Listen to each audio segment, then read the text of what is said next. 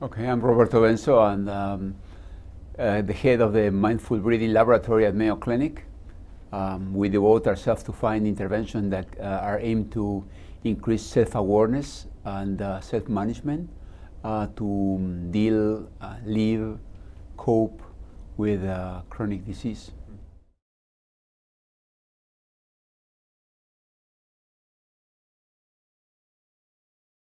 And I came from Argentina willing to be a researcher and with the, I guess, the paradigm of adding more training will give me wisdom and will give me direction on what to do. And I, after going through many places, ended up in Harvard and then doing everything I wanted to do, I realized that everything was not enough and there was something else missing. There is something else I need to look forward for meaning, and that's why, particularly when I encounter patients in which they didn't have a fixing solution for their disease, so what to do then? So it kind of was a personal crisis in a way that it gave me the opportunity to look for something else. It was kind of what is called in Zen it says that the obstacle is the pathway. Is the way out. It's actually the obstacle is the opportunity to look for some other meaning, and then is when I actually started to look for things that will give meaning to myself in my own practice with patients, and actually meaning to patients in which they don't have a true solution, a true fix for their disease. So in one of my many I guess journeys in looking for answers, I came across the Presencing Institute, and I pretty much I am in communion with this unique process of observation that is necessary, this total silence that is necessary in front of the problem to kind of create the conditions for have inner wisdom, to have this spark that you can have it only in the context of this nothingness, but it's a very special nothingness. It's like Einstein. I got the theory of relativity figured out when he actually was working in a patent office in Switzerland, just using seals all the time, doing kind of a very menial thing, and he got the spark there. So I think that, again, a personal journey into going beyond what was, I guess, the schedule for success, and then finding that schedule for success, it wasn't enough.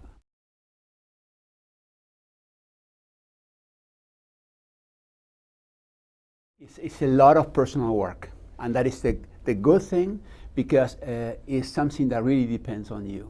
It depends on this, on the willingness, on the put all your forces into this discovery, into this being there, into the unknown most of the time. It's like, I think the message is give yourself permission of not knowing what the solution is and just dive into the problem. Do the free fall and actually create the silence that will allow you to listen to people, to listen to yourself. And in this concept, in that environment, is where things start to kind of emerge, pop up, and then when you do it, you start to become familiar with it. And so then uncertainty is not a problem. You just be there. Or problems are not problems, are opportunities for you. So things like meditation really are very important in my life. Sport is very important in my life. I run triathlon, and for me it's another opportunity for actually create a condition of complete stillness, or completely being there, completely being in my body, starting to read myself. And so I think, and it's a source of joy, and it's a source of contentment. And I'm not saying happiness, because sometimes you cannot be happy with some situation, but contentment, just being there, having the patience just to stay, that is something that it was part of this practice with myself.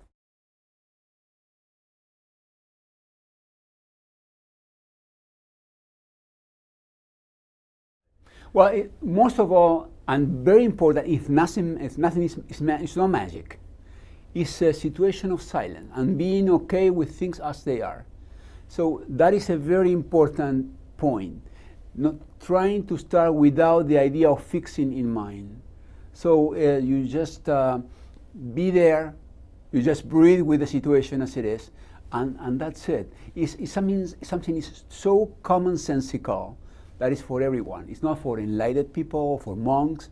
This is for people very busy trying to kind of get away, or just trying to go on with their life. And particularly, again, looking for attention, awareness, being present, not leaving any moment get by without actually feel it with all your heart.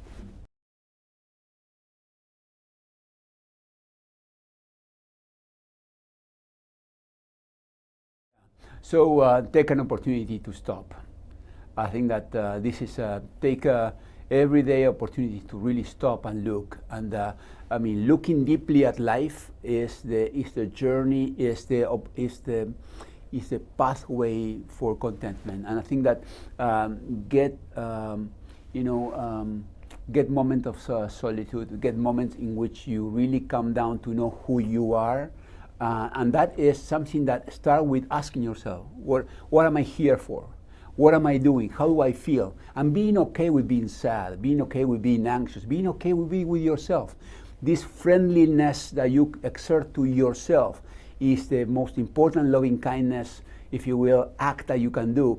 And then you feel a unity that is completely fine and okay, and you don't need the acceptance of other people because you accept yourself. So that's what I would recommend with a version of me 20 years younger.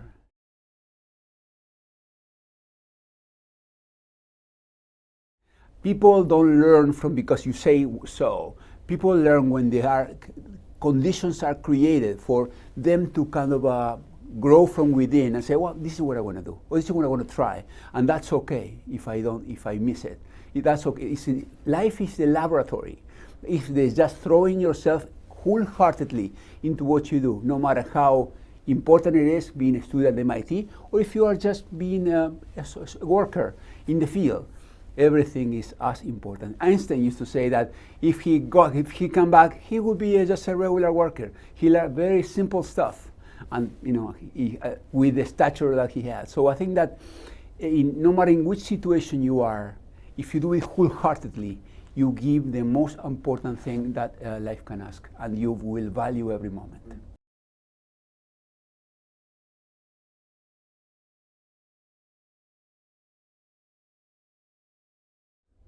I feel like while I'm here living, I have endless opportunity to express myself and to give things that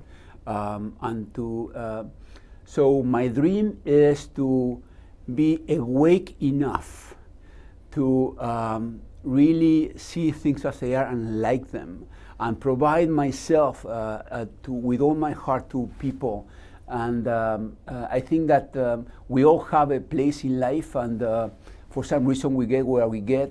And my dream is to be awake, to really be awake, to not be distracted by things, and by being awake, I think I won't hurt people, and I think that I will be more content, and I will be content with this life. Without asking for anything else. Kind of the completeness of life, and is there when you actually completely awake.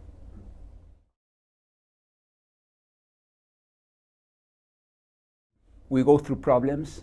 And life is full of tragedies and catastrophes, and that's okay. I think that the real value of life is being able to keep going and keep walking and keep working and keep observing to find that inner wisdom in the context of tragedy, catastrophe, problems. And the perfect self comes from this acceptance, for this presence, not for having everything fine. That doesn't exist. But if somebody says that exists, it's lying. So the thing is, the real life is full of problems, and the thing is the matter is to dance in the rain, not to get wet.